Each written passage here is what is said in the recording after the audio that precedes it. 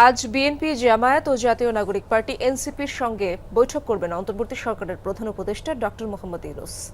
শনিবার বিকেলে এক সংবাদ সম্মেলনে এসব তথ্য জানান প্রধান উপদেষ্টার প্রেস সচিব শফিকুল আলম।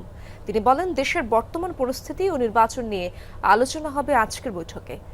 দল তিনটির সঙ্গে পৃথকভাবে বৈঠক হবে। বিএনপির সঙ্গে বেলা ৩টায় বৈঠক করার কথা থাকলেও তা শুরু হবে সন্ধ্যা 7:30টায়। বিএনপির স্থায়ী কমিটির সদস্য সালাউদ্দিন আহমদ জানান যে সে সময় দলটির প্রতিষ্ঠাবার্ষিকীর আলোচনা সভা যা পূর্ব নির্ধারিত, তাই বৈঠকের সময় পাল্টাতে প্রধান উপদেষ্টার দফতর বরাবর অনুরোধ জানিয়েছিল দলটি। এছাড়াও জামায়াতে ইসলামের সঙ্গে বিকেল 4:30টায় এবং এনসিপির সঙ্গে সন্ধ্যা 6:30টায় বৈঠকের সময় নির্ধারণ করা হয়েছে।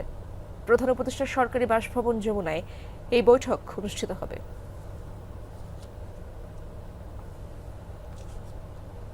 রাজনৈতিক দলের সাথে আমাদের